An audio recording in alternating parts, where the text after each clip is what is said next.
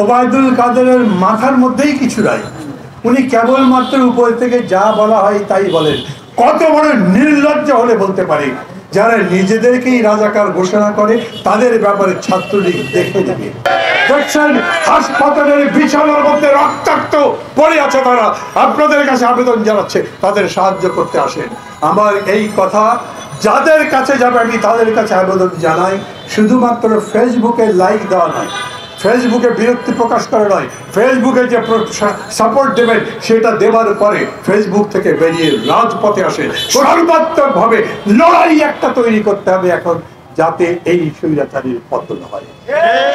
এইরকম বিভৎস ঘটনা আমরা বাংলাদেশের 53 বছরের ইতিহাসে কখনো দেখেছি বলে আমার মনে পড়ে না।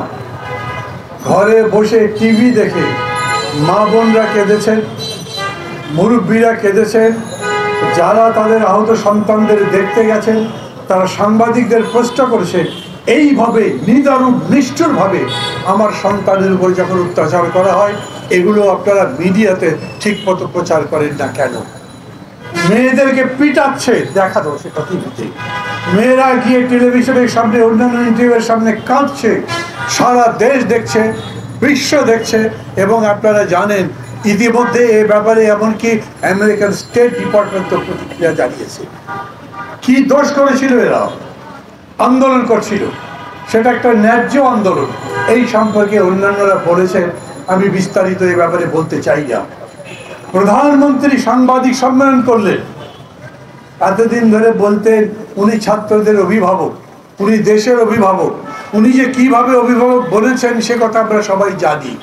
তাকে প্রশ্ন করা হয়েছিল কোটা আন্দোলন সম্পর্কে, তিনি বললেন যে আমি কি তাহলে মুক্তিযোদ্ধাদের মাধ্যমে রাজাকারের বাচ্চাদের কথা শুনবো? সে ধিক্কার জানাবার কোনো ভাষা নেই। আজ আমি দেখলাম ওই আওয়ামী পন্থী দালাল পা চাটা কিছু কিছু বুদ্ধিজীবী বিবৃতি দিয়েছেন, আমরা সবাই রাজাকার। দেশটা যাচ্ছে কোন দিকে? এই প্রশ্ন তো আমাদেরও। দেশটা যে এই পথে যাচ্ছে কেন? প্রধানমন্ত্রী নিজেই তো বলেছেন যারা আন্দোলন করে তারা সবাই রাজাকার, যারা স্লোগান দিচ্ছে আমরা সবাই রাজাকার, আমি কে তুমি কে, রাজাকার রাজাকার না, তারা বরঞ্চ প্রধানমন্ত্রী এই বক্তব্যের নিন্দা করে স্লোগান দিচ্ছে। প্রধানমন্ত্রীর এটা বোঝার মতো যোগ্যতা নাই। আর ওবায়দুল কাদেরের মাথার মধ্যেই কিছু নাই। উনি কেবলমাত্র উপর থেকে যা বলা হয় তাই বলেন। কত বড় নির্লজ্জ হলে বলতে পারে, যারা নিজেদেরকেই রাজাকার ঘোষণা করে তাদের ব্যাপারে ছাত্রলীগ দেখে নেবে। ছাত্রলীগ দেখবার কে? রাজপথে ছাত্রদের, পান্ডাদের, গুন্ডাদের লেলিয়ে দেওয়া কোনো সরকারের কাজ হতে পারে না। পুলিশ যেতে পারতো, অন্য কোনো আইন শৃঙ্খলা বাহিনীর লোকরা যেতে পারতো, তা না। রাগটা কেন? বরঞ্চ এই হলো সত্য, ওরা ওই কথা বলে নাই যে আমরা সবাই রাজাকার, রাজাকারের পক্ষে, বরঞ্চ মূল স্লোগান ছিল তুই রাজাকার, তুই রাজাকার। যিনি আমাদেরকে রাজাকার বলেন আসলে তিনি রাজাকার। রাজাকার মানে কি? ওর বাংলা আবিধানিক শব্দ কি হয় সেটা বাদ দেন। যারা শত শত বিঘা, শত শত একর জমি দখল করে গায়ের জোরে, ওদের সাথে পাকিস্তানি দখলদারদের পার্থক্য। যারা হাজার হাজার কোটি টাকা বিদেশে রপ্তানি করে, পাচার করে, তারা তো পাকিস্তানি দস্যুদের চাইতে খারাপ, রাজাকারের চাইতে খারাপ। তাদের নিয়ে সরকার গঠন করেছে। কেবল প্রধানমন্ত্রীর সমালোচনা করলেই তার পিঠের চামড়া রাখবেন না, এই রকম প্রধানমন্ত্রী কতদিন চালাতে পারবে? আমি যারা কোটার আন্দোলন করছে তাদের ধন্যবাদ জানাই। এখানে নূর আছেন, রাশেদ আছেন, যারা এটার আয়োজন করেছেন, 18তে যারা আন্দোলন করেছিলেন তারা সবাই আছেন, তাদেরকেও ধন্যবাদ জানাই। কিন্তু এই কথা বলি, 18তে যারা আন্দোলন করেছিলেন, আজ 24-এ যারা আন্দোলন করছেন তারা তাদেরই চাইতে 6 বছরের জুনিয়র না, 6 বছরের সিনিয়র। এই প্রথম তারা বুঝেছে কেবলমাত্র নিজের দাবির ভিত্তিতে, কেবলমাত্র নিজের কথা বলে, কেবল ছাত্র সম্প্রদায়ের কথা বললেই এত বড় ফ্যাসিবাদের বিরুদ্ধে লড়াই করা যাবে না। অতএব তারা বলেছেন, সবার কাছে আবেদন জানিয়েছেন, আমরা রাস্তায় পড়ে পড়ে মার খাচ্ছি, আমরা আপনাদের সন্তান, আপনাদের ভাই, আমাদের রক্ষা করবার জন্য আপনারা এগিয়ে আসবেন। সবার বোঝা দরকার, আমাদের দেশে যিনি ক্ষমতা আছেন, এক নাম্বার তার মাথা নষ্ট। কারণ আমি বলছি না, হাইকোর্ট বলেছে রং হেডের পরিমাণ, মানে যার মাথা ঠিক নাই সেরকম একজন মানুষ এখন দেশ চালাচ্ছে। খেয়াল করেন, নূররা যখন প্রচন্ড ভাবে আন্দোলন করছে, কোনোভাবেই সরকারের সামনে মাথা নত করেনি, তখন রাগ করে জেদ করে বিরক্ত হয়ে সংসদের মধ্যে তিনি বললেন, ওরা যখন চায় না আমি কোটাই বাতিল করে দিলাম।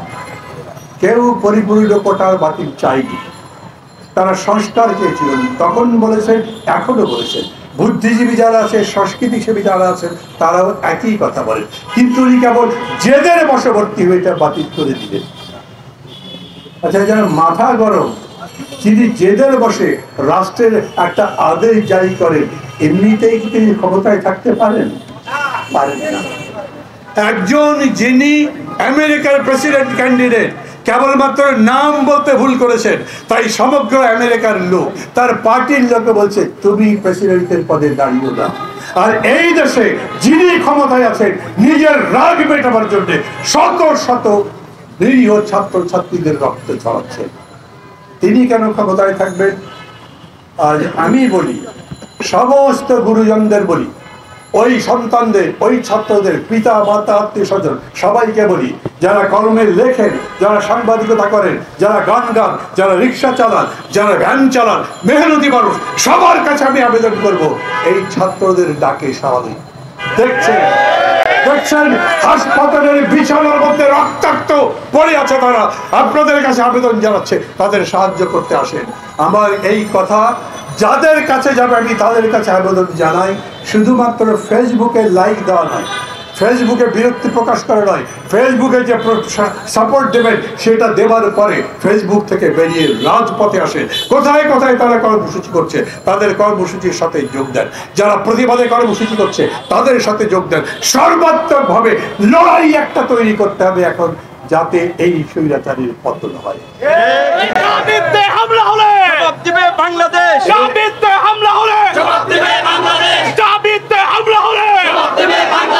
আমি আবার এই কথাই বলবো, স্লোগানটা খুবই সুন্দর, বিশ্ববিদ্যালয় শিক্ষা প্রতিষ্ঠানে যেখানেই হামলা হবে সারা বাংলাদেশ তার জবাব দেওয়ার জন্য তৈরি থাকে।